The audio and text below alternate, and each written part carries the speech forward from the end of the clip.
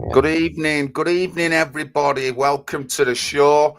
Mr. Rimmer's not on yet. He's probably still asleep from his afternoon nap. And I'm not going to lie, I do the same thing. But anyway, we're going to be talking about Europe. As we already know, there's been a big uprising in the nationalist movement across Europe, Italy, Germany, AFD, Marine Le Pen, um, Marine Le Pen's party in France, and Poland and other areas, and they're all making rises in nationalists getting in and votes for nationalist parties, and it's quite obvious. And a lot of the mainstream, the liberals, they don't like it because as a nationalist country, you don't want to be ruled by the globalists. And all Yeah. these countries will agree that they don't want to be pushed by the EU, NATO, the globalist movement. They don't want that. And there's been an uprising. And I've been doing streams. Good evening, guys. I've been doing streams for a few years now. We've talked about France. We've talked about Italy. We have mentioned Poland. But anyway, Dylan's online with us tonight. And Dylan went to Poland this last week. And I've had a few friends who've been already to Poland. Dylan, tell us about it. What were it like in Poland? Well, I went to this is me third time in a row. I've been to the independence rally. They have an independence rally every 11th of November, as most of you know. And it's very well attended, not just by Poles, by European nationalists from across Europe. And what I've noticed, have you ever been to Poland, John? No, not yet. Honestly, I've been that close to going. But only my friends. But I'm guessing I will do. Definitely. The Poles, they're very proud of the nation. Everywhere you look in Poland, the flag is flying. Even the bollards, they're painted in the Polish colours. Everything is Polish. They're very patriotic. But before I get into the nationalist bit, there's a real battle going on. Not many people know this now. There's a real battle going on in Poland at the moment. A real battle between liberalism and conservatism. As you know, some of you may know, in the last election a couple of years ago, they went left-leaning with Donald Tusk. And what they're actually doing now, because they've just had in Poland, it works different to us. They have they had an election last year, but it wasn't this year. Sorry, but it wasn't like a general election. It was just like a local sort of thing. But they elected a new president, which was Narowski. He's right wing, but they've still got Donald Tusk above him in charge, who is left leaning. Now, what Donald Tusk is doing, because the right are coming back into power, Donald Tusk is actually locking up conservative politicians. And one Polish conservative politician has just had to flee to Hungary to escape political persecution. And the mayor of Warsaw is also left-leaning. Now, what the mayor of Warsaw done for the November 11th march that we've just been on, he banned flares. He put an outright ban on flares at the march. Now, he also said if anyone lit a flare, they'd be arrested.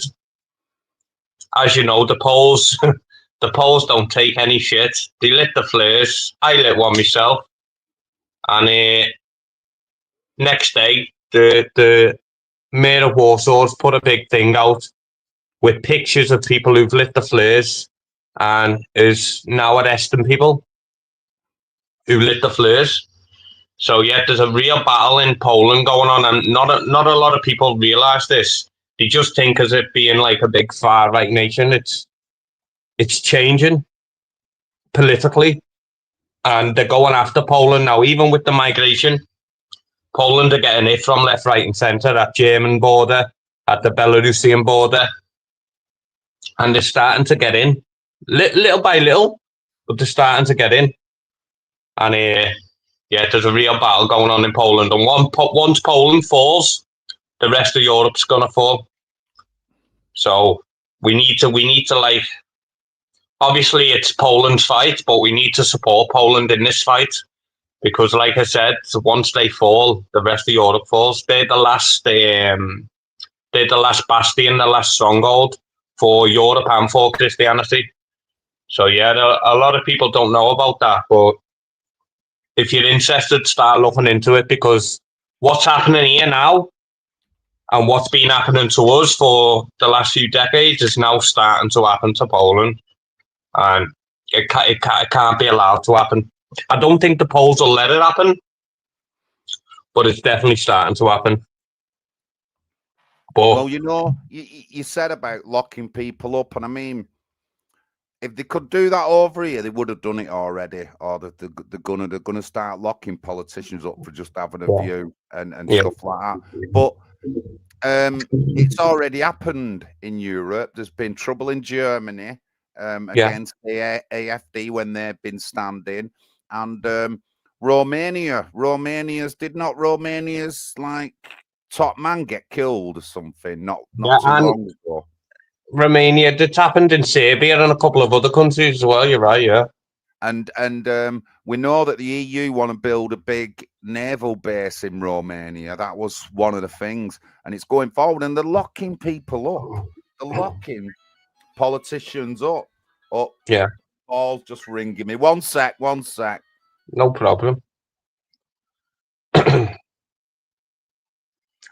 But yeah, for everyone on the live here, just while John's not here, just for everyone watching the live, just research that, what I've just told you about Poland, and look into that, because everyone thinks, oh, it's not going to happen to Poland, it's never going to happen to Poland. Believe me, it's starting to happen. And Poland suffered from communism before, and yeah, it's happening, it's creeping in again, sadly. There's still sorry about that. That was Paul. No problem. Is he coming on, or? Yeah, it's coming on now. It's coming on. Yeah. So yeah, there's a lot of stuff going on in Europe, and if you've not seen it, you are quite blind, because it's been on social media. They've been talking about it. Hey, finally made it. And so, you know, there is stuff that Europe is disgusted, and we're uprising against the liberals and the globalists, and it's obvious in all them countries that I've talked about. It's obvious. So Dylan was just telling us about how he went to Poland his third time, and how patriotic they are, Paul. Yeah, I heard all that. And I heard about the struggle within Poland. At the last election, general election in Poland, the EU manipulated it so that Donald Tusk won the parliament.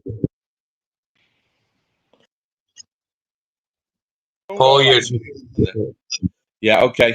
So Donald Tusk, who's an EU apparatchik, operator, he took over, became Prime Minister of Poland, and he's made it his goal to damp down on the patriotism and bring them into the globalist agenda. But now, their election, Paul, is totally like I've just said. It's different to ours. Like, they elect a Prime Minister and a President, but yeah, I'm aware of that. Sure, but I think the Prime Minister's above the President. I'm not sure, actually. It's they share powers, but the president is very significant in Poland. Obviously, they got once Trump was elected, he supported the patriot. Sorry, that one made my phone, but it seems to be going on and off. Yeah. Anyway, so the president is in line with the patriots. So there's a conflict in Poland. Yeah. It's a dramatic conflict, because whoever wins this battle could settle the future of the EU, as you say. So we've been watching it over there, Dylan. in Warsaw, and your European trips looked amazing to be there, to be in that sort of huge crowd. But Poland is still a very patriotic nation. And another aspect of Poland is that they've had to mobilize their men now, fearing a conflict with Russia. And so it's a very militarized, very masculine society. It's very different from us in the West. You must have seen that, Dylan, the sense that men are much more assertive. They're very anti-Russia because of obviously of what happened in the past with the communism, the Soviet Union, you know. But yet they are very militant towards Russia, yeah. And they've got, like I said, they've got a massive battle going on. They're getting it from. They're going after Poland now. The elites. They're getting it from left, right, and centre. You know, we've got the Russia thing. You've got the EU trying to push the migration into them. You've got liberalism and conservatism. So there's a real battle going on in Poland, and not many people in the UK are aware of it. They just think of Poland as like Poland is a very right wing nation. I'm not lying. I'm not saying that, but people are not aware of what's going on in Poland at the moment. Poland, I've followed it for many years, Poland, and it's divided. The west of Poland, which was formerly Germany before the Second World War, Poland effectively moved west at the end of the Second World War. Poland used to be further east, so they've given a lot of German territory. This former German territory, the Poles that were settled there, they're the ones who are inclined to vote for the EU. They're the ones who are voting in the Donald Tusk. The Poles in the east of Warsaw and eastwards, they're much more traditional Poles, and they're the ones who are standing up for Polish patriotism and to secure Poland for the future. Because Poland is not yet a multicultural society like France or Britain. It's still very, very Polish. And they have a great pride, even in the west of Poland, they have a great pride in their Polish traditions. There was a great Pole called Roman Dmowski before the Second World War. He was the leader of the Polish nationalists. He was like their sort of Mussolini, really. And he's still a great hero in Poland. But Poland, you see, it's always been torn between Germany and Russia. It's been part of Germany. It's been part of Russia. It's had to assert itself. It's not a secure nation. It's not like Britain, you know, a secure island which has never been invaded. It's been thrown all over the place, Poland. So they're very militant in defending their sovereignty. We take our sovereignty for granted, but our sovereignty is probably under much, much greater threat than them now. But yeah, do you know about Katyn Forest in the Second World War in 1940? I don't know. I don't. Well, in 1940, when Poland was divided, the Russians came in from the east, the Germans from the west, and divided Poland between themselves. Stalin got the east, and he rounded up all the Polish officers, Polish top bureaucrats, top judges, top businessmen, marched them out into this forest, Katyn Forest, and just murdered them one by one, bullet to the back of the head. 30,000 Poles were killed in this forest, shot through the head. Now, this was a secret. He never told anyone about this. But when Hitler invaded Russia, Stalin, of course, became our ally. And we had the Polish Prime Minister in London, General Sikorski. And he went to meet Stalin. And he said, "Where's all our officers? You arrested them." And Stalin sort of said, "Oh, they've left the country. They've gone to other places." And Sikorski said, "Well, we've got no record of it. Where are they? Well, I'm going to have to investigate this." So we started putting pressure on Churchill to find out what happened to all the Polish officers. Now, Stalin obviously didn't want it to be disclosed to the world that he'd murdered them all. So he told Churchill, basically, get rid of Sikorski. Sikorski went to Gibraltar to inspect the Polish troops there. The Poles were fighting with the British, the Poles that had escaped. And on his way back from Gibraltar, on his RAF plane, someone had put a bomb in the plane, and the plane exploded, and Sikorski was murdered. It was an assassination. Wow. Now, the British never complained to the Russians about this, because it was either a Russian hit job or a British hit job, but they got rid of Sikorski.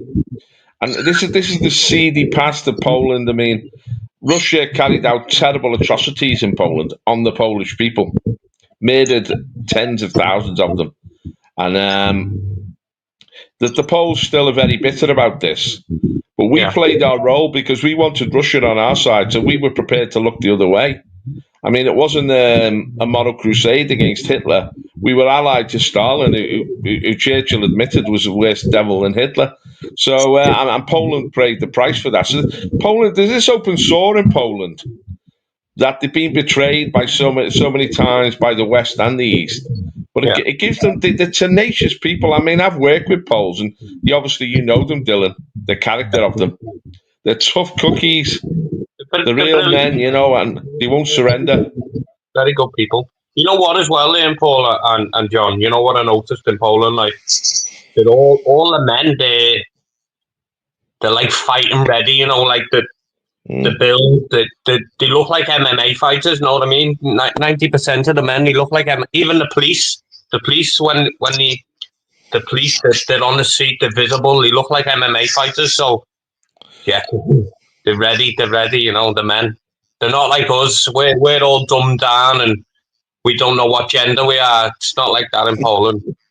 I'm okay with me gender, Dylan. But I want to ask you about the other aspect of Poland is their religious dimension. I mean, the force that has kept them together and allowed them to prevail through the years is their Catholicism. They're very committed Catholics, aren't they?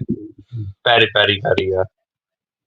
Like, all the churches are full, and it's all ages. It's you've got the elderly, you've got the young, you've got the children, all in church. The masses, they're full.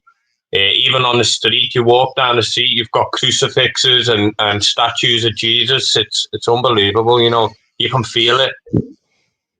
Well, the whole nation's dedicated to Mary, isn't it? The whole Polish nation. But I think this is really important because they've got that mix there. So they've got the politics, they've got the military tradition, they've got the faith. And this is what has kept Poland strong. And we've got to learn from that because these are the things that we've lost, as the globalists took over our society. They've tried to remove all these things from us. But these are the things that give us strength. It's ultimately the only border a nation has are its young men who are prepared to fight to defend it. It's not a line on a map, a border. It's the young men of a nation that will stand up and defend that nation. You know what? Go on. It's not just that. It's like, their police, like they're so visible. Like, you can walk down the street and there's like 4 or 5 police vans on one street, and if you look out the place or you're walking a little bit different, mate, they're on you. They're jumping out. What are you doing? Where are you going? Are you okay? What are you doing here? How much money have you got? Are you visiting? What are you doing? They're very on you. So this is why no one steps out of line there. And here, like, even here, our police are a joke. You can't lie, they are. Our police are a joke. So, yeah, they're very well policed. Even when you get to the border, like with my passport, they're checking my passport. Where are you going? How long are you here? How much money have you got? What are you doing now? What are you going to spend your money on? All things like this, they're very, they protect the nation, and I respect that a lot, massively. Of course, they're in a war zone, effectively. I mean, because obviously the Russians, they're alongside the Ukrainians. There's a lot of Ukrainians in Poland, isn't there? So it's in a unique position, Poland. But they have got that inner spirit, and that's what we need in this country, that inner spirit of patriotism and standing up for your country. Now, the EU hate that. I mean, one of the things about being in the EU for so long is they tried to take that away from us.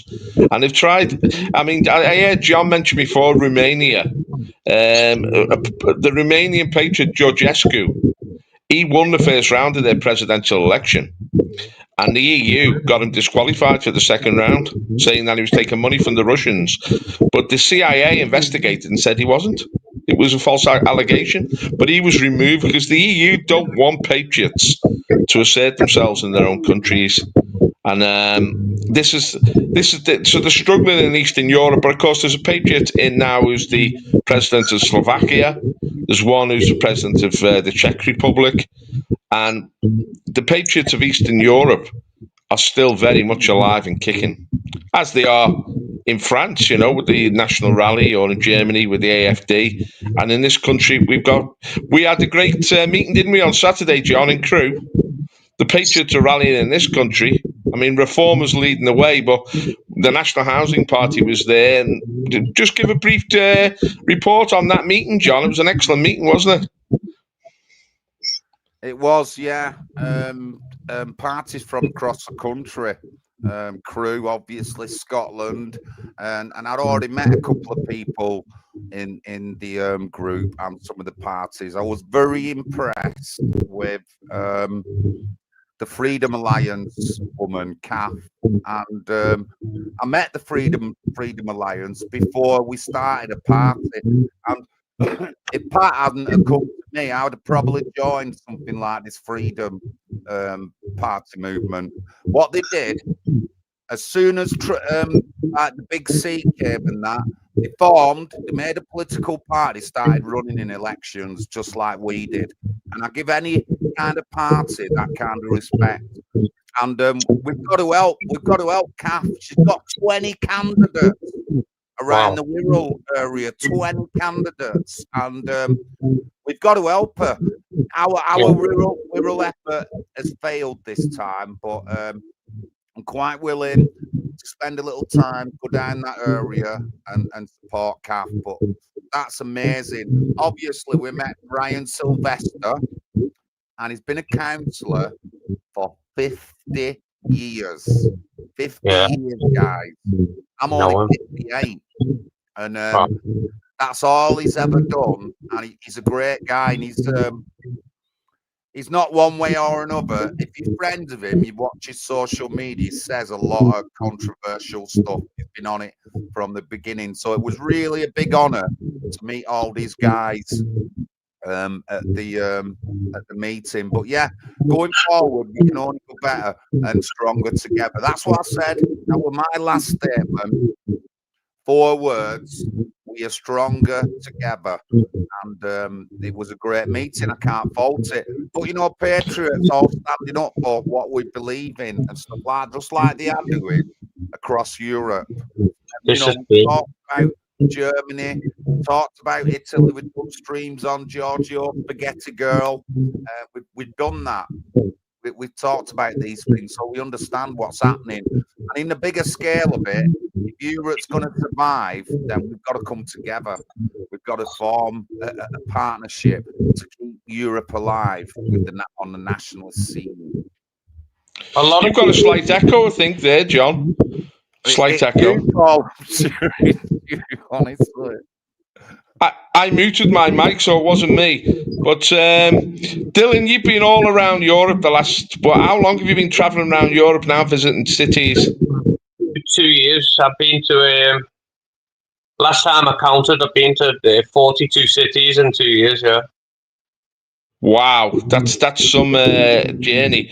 Tell us about your journeys. Where have you been, and what was your response, and what have you learned from them? Well, I've learned that traveling around mostly Central and Eastern Europe is where the fight is strong, you know. It's where our faith is strong. It's where our fight is strong.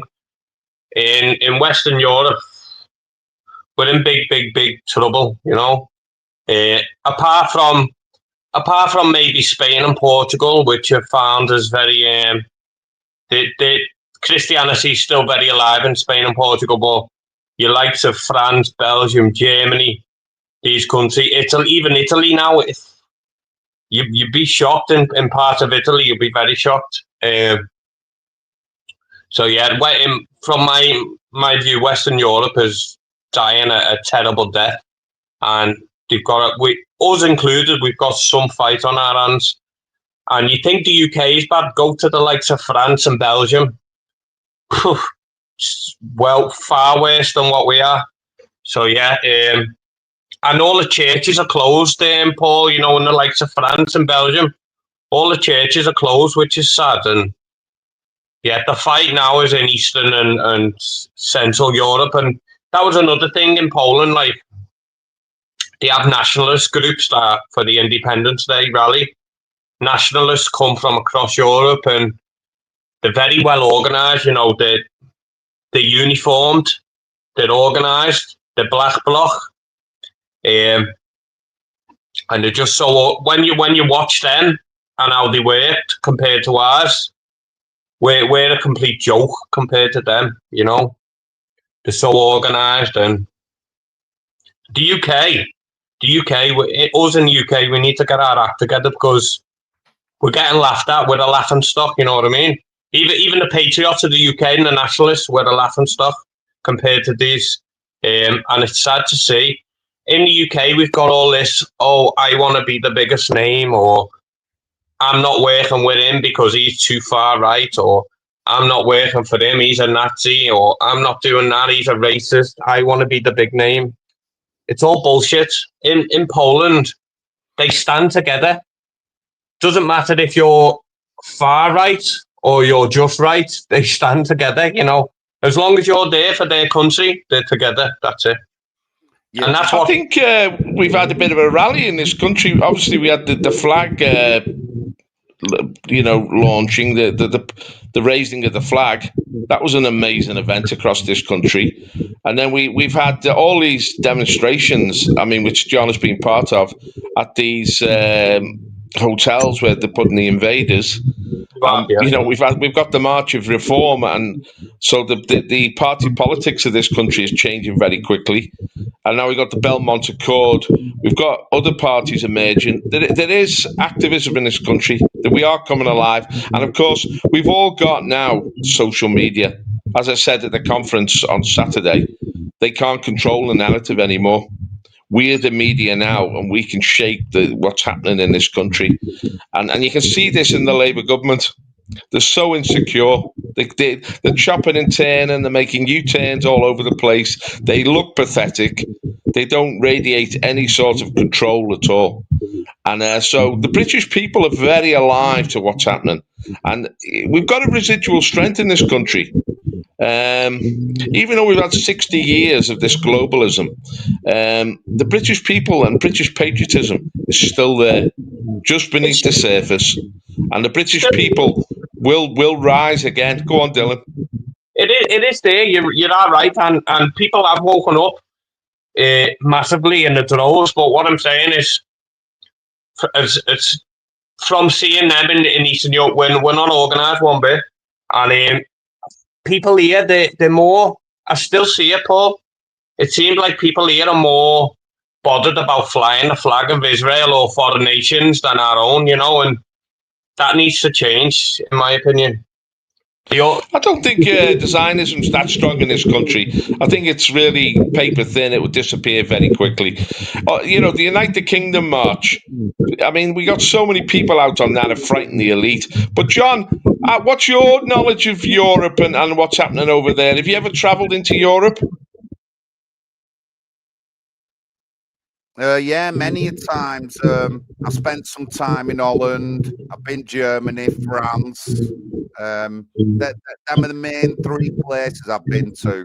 But it is different over there. Liberalism is there, but they do love the countries. They do love the country. And like Dylan was saying, this is a big point in what Dylan was saying. England, in Britain, we've just been beaten down with this, like, feminism stuff. The men are weak. I've been telling kids for years that they've got to protect the sisters and look after the families and be the men. We're not like that over here, and it's absolutely destroyed Britain really quick. And I know the Polish. I've worked with the Polish all my life, and Oldham had a big Ukrainian and Polish community in Oldham. Big. One of the biggest in like this Manchester was up here. So we've lived next to them, we've worked with them, and the thing is, with the Polish who came back in the day, they've all integrated. Married into us, and now you'll get people with Ukrainian and Polish heritage who consider themselves English. So and we're a strong community. you know, I can't agree more with what Dylan says about how they stick together, what they like, the patriotism. I know they are a strong community. And it's been several years now that good friends of mine have been to Poland. I've seen all the pictures, I've heard all the interviews, you know, they've told me what it's like over there for a good few years now. I will end up going myself, but you know, that patriotism and that nationalism is there in Poland, and there's no backing away from it. It's obvious to see. And you know, they're under pressure. Yeah, they are under pressure from the globalists in Europe to do as they're told.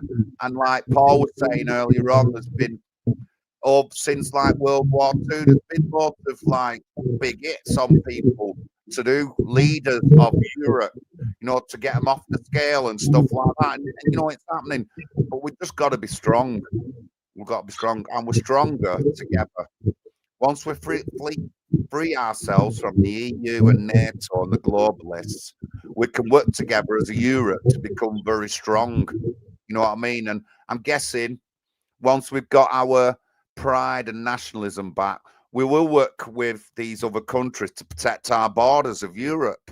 You know what I mean? And we've got to be stronger together. We really have. A lot of people get that mixed up as well when you say like defend Europe. Like I've had a few stupid people here go, "Oh, we're not a part of the EU. Europe and the EU, two different things. We're still Europe. We're within the continent of Europe. You can't just move. You can't just move the UK." But when we say defend Europe, we're not saying defend the EU. We do not want to be part of the EU. We want to be sovereign nations, but it's a European fight, and we're all in this together. And European country and European natives, we need to stick together massively. And when I say defend Europe, that's what I mean. I just want to clear that up because a few people get it confused. I don't mean defend the EU. I mean defend Europe, the European people, the European nations, the European culture. That's what I mean by defend Europe. It used to have different names. It was called Christendom. It was called the West. It was called, well, obviously Europe. But the thing about the east of Europe is that obviously it was conquered by the Russians in 1945, Yeah. and they were turned communist. The trips that you're making now, Dylan, I made at the end of the 70s and in the 80s, and I went to places like Yugoslavia, which were then communist, and man, were they backward economically, technologically, you know, just in terms of organization compared to Germany and France. They were like primitive countries, you know. It was like going into the third world. I went to places like Kosovo. I went to Pristina, Sarajevo, Belgrade, Zagreb. Yeah, wow. And they were like the furthest south you got into the Balkans, it was like the third world in the 1970s and 80s.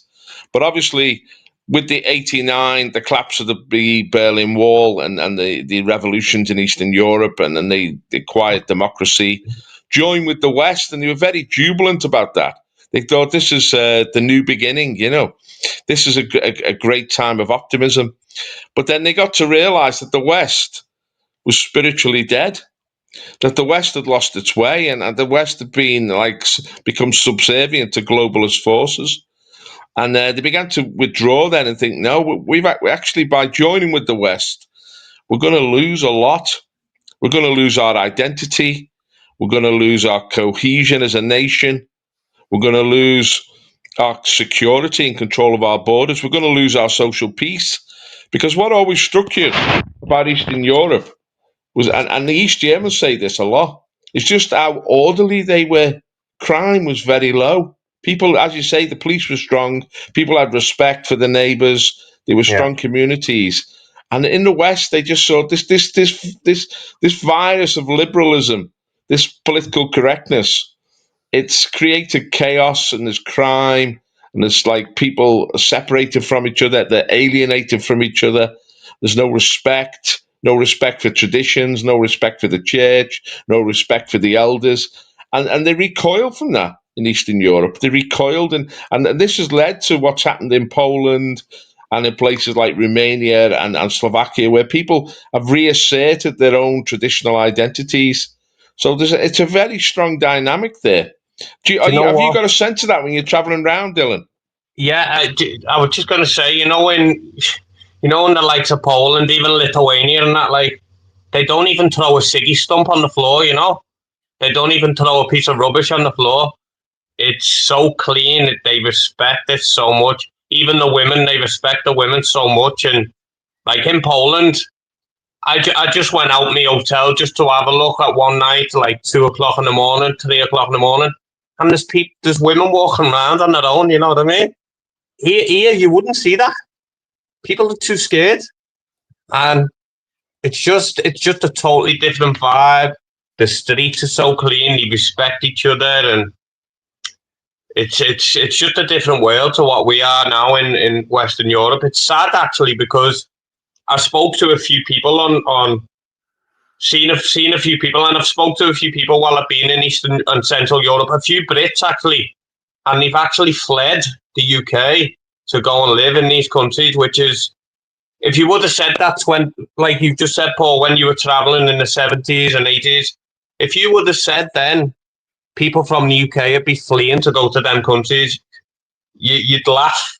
But this is what's happening, And also, I will say, even Lithuania, Slovakia, and Czech Republic, Poland, the countries are in so much better shape. The infrastructure, the trains, the transport, everything's in better shape.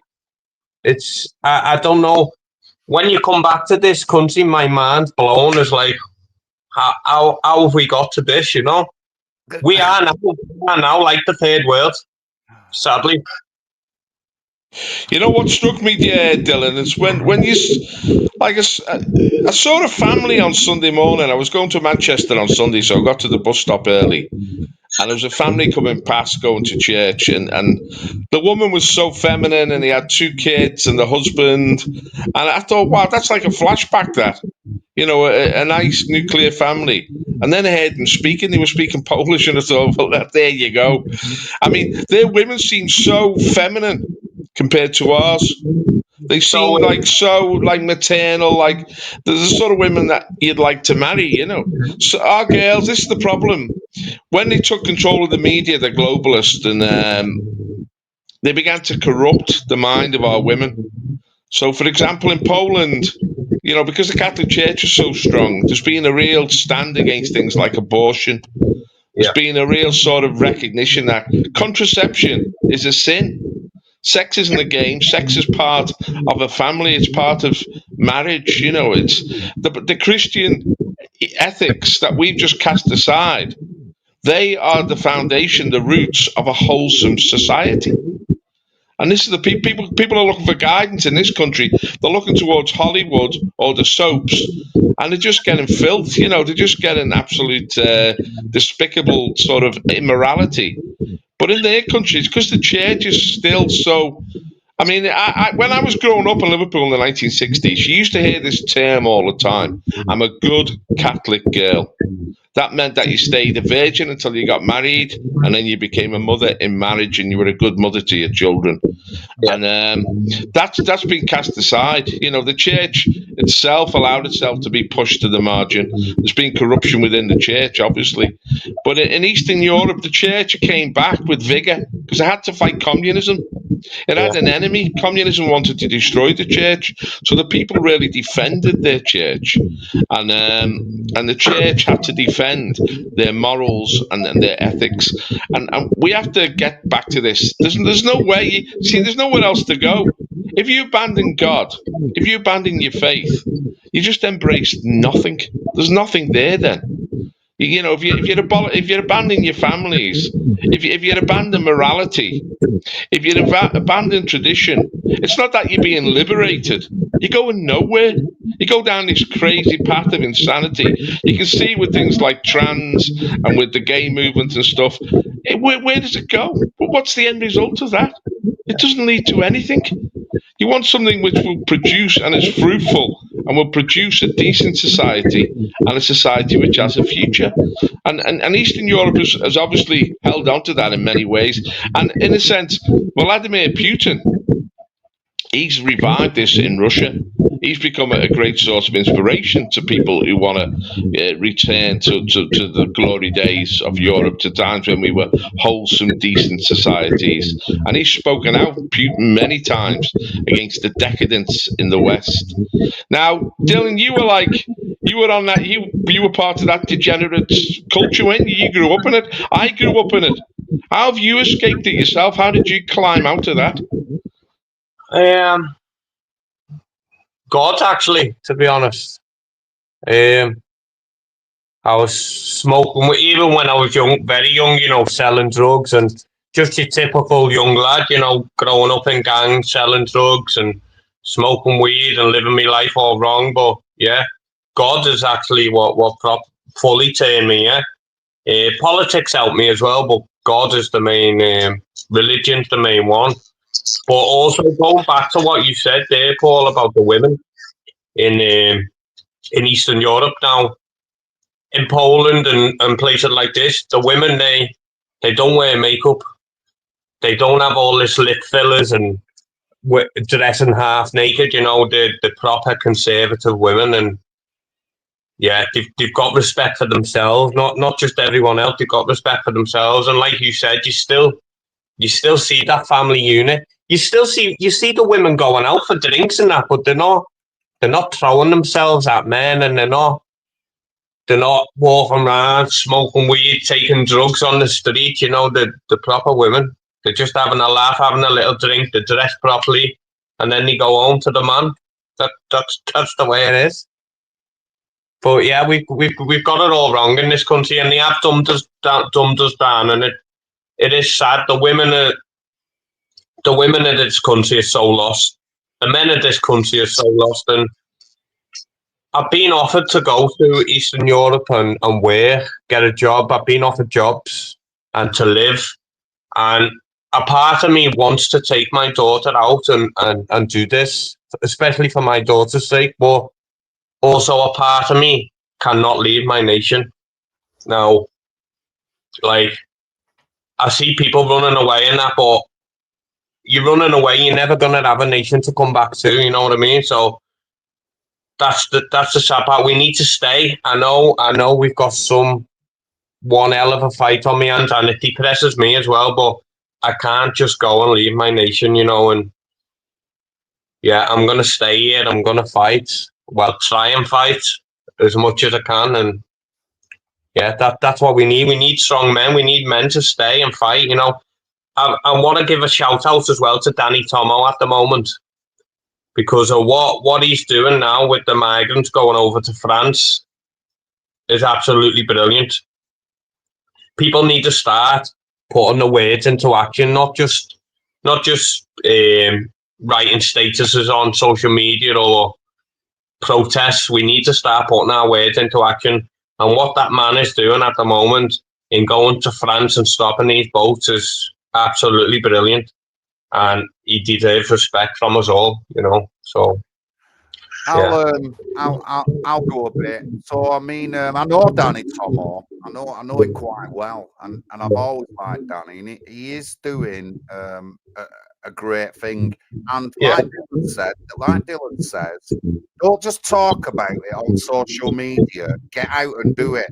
Don't just talk about it. Stand up and be a candidate in local elections. Don't just talk about it. Get outside your hotel, take some pictures and do a video. Don't just go on social media. Go write to your councillor. Go to council meetings. These are what I do all the time. Nobody has to tell me. Nobody has to push me. I go looking for the council meetings. I'll go outside the hotel. I'll do reports on everything I can. I get involved. And I want to be like that. So, I do like that extreme activism, like going over. And I mean, it's not just Danny. We've had a little veteran over in France as well. And he's done a lot of work on the coast and talking to him. And, we wouldn't know what's going on if it weren't for these guys. Yeah. We just won't know what's going on. Everyone needs to stand up a little bit. Everybody needs to be an activist in one way or another. Don't just shout it on social media. Don't just write a post like we just said. You need to get more active, or you're just going to struggle to save your country. And I'm getting active, and I'm not going to stop until I save this country. But really good words about standing up for yourself and being active, Dylan. We've got to do these things. If we don't, we're not going to change anything. And I've got an history of getting active, going to meetings, talking to chief constables, to mayors, Grt Manchester, to local councillors, to speaking in the council. I've got a track record of all that. So, I'm not just a sayer on social media. I'm a doer. You know what? I was listening to Dylan there and yourself, John, and you're like citizen journalists. You know what I mean? You're saying, Danny, Tomo, these people are telling us what's happening in these places, and we're the voices because we're authentic and we're real and we care. People will listen to us. Like I've been following Dylan as he's gone around his trips around Europe, and he's posted them on Facebook and so on. And it's like a citizen travel log. It's like a tour guide from the grassroots, and these grassroots opinions are what matter because we've been manipulated by the media for decades, and the media isn't bothered about us. To them, we're just cattle. We're not important. We're just consumers to sell products to. There's no soul in the media. It's dead. They don't care about this country. We care about our communities. I mean, Dylan we just talked there about the transformation in his life, that he was on pot and now he's clean, and God was the force. You need a foundation to build on. If you take God out the picture, there's not much there, to be honest, because God is the source of all things. Now, one thing that God gives us is the ability to have a family, to become a father, and you became a father, Dylan, and I see that had a massive transformation in your life because I did in mine. But it's sad that we have to go through these trials. We have to, before something hits us like God or becoming a father or becoming politically alive like John and politically active, we're sucked into this mainstream culture. There's nothing in mainstream culture in the West now. And this is what, you sort of talk about girls having all the makeup on and their lips done and all that and their eyelashes. It's a bit tragic, really. I find it tragic. They're all being sucked into this mainstream culture, which doesn't, it just sees them as consumers to sell products to. It doesn't care about their soul.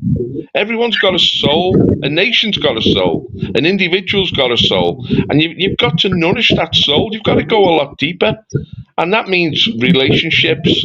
That means a relationship with God, but also becoming part of a family, creating your own families, or become a part. You see, one of the things is with politics, it brings people together.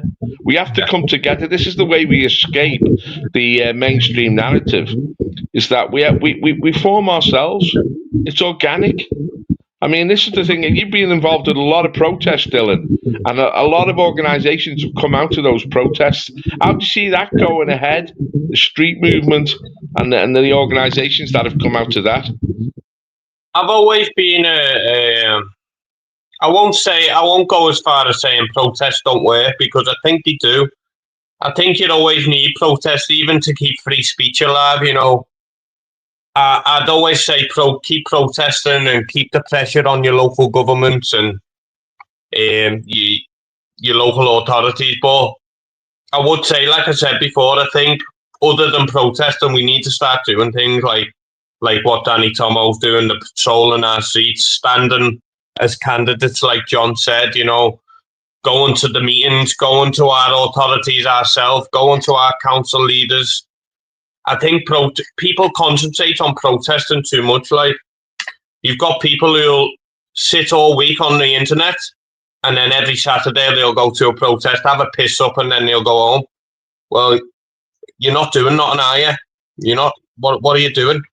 So things need to happen, like John said. We need to stand for And respect to John and respect to yourself, Paul, because over the years you've both put yourselves on the line. You know, even you, Paul, I remember that's how I first come about on you. I think it was around 2015 when you stood for mayor of Liverpool. I actually voted for you, actually, English Democrats, but that's how I first come about. And you put yourself forward, you know.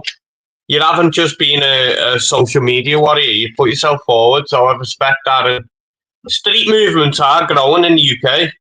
They are, like you said, Paul. You've seen it at the hotels, and that's a good thing.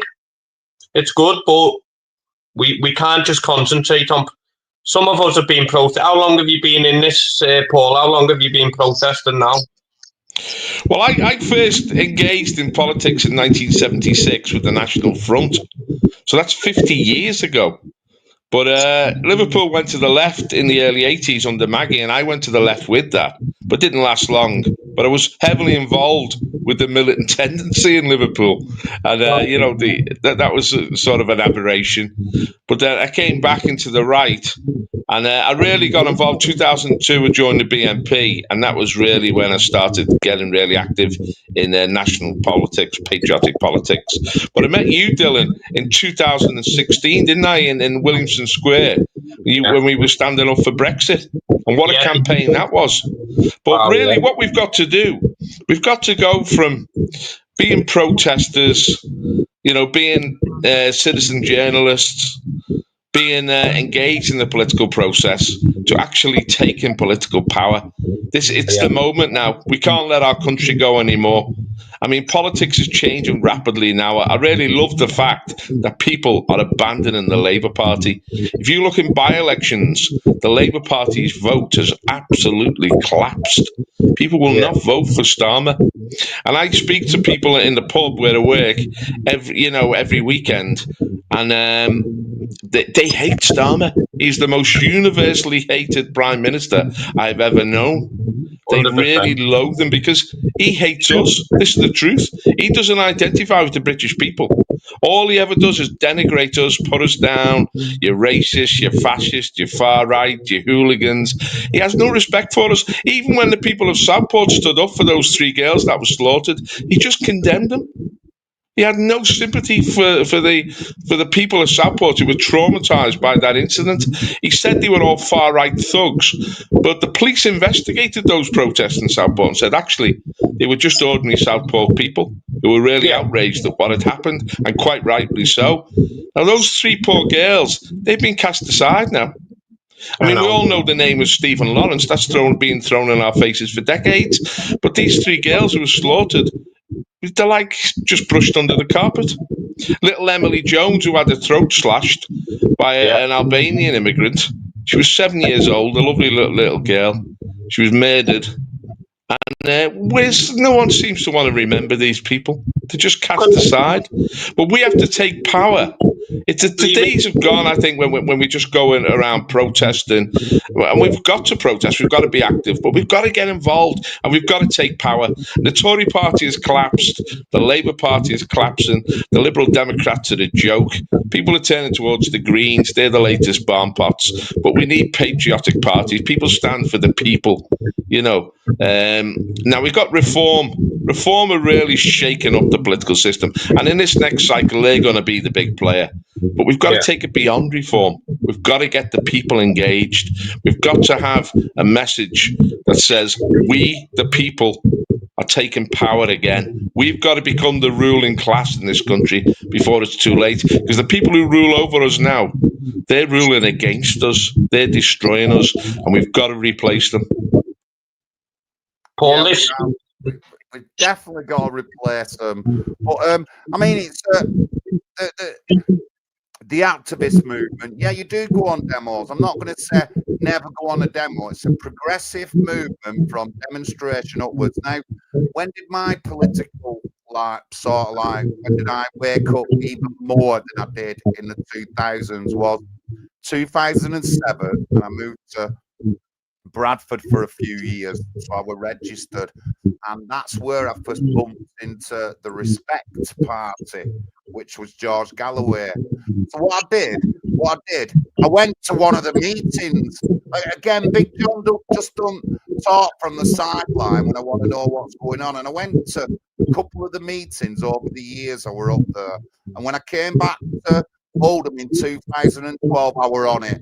I wanted to meet the local representatives for UKIP. It were at that time. And I met the local guy in Fitton Hill, Pakistani born, Pakistani man. And I went round to houses, and I'm not joking. This woman had Labour leaflets in. When I knocked on the door and said about UKIP, she said they were racist.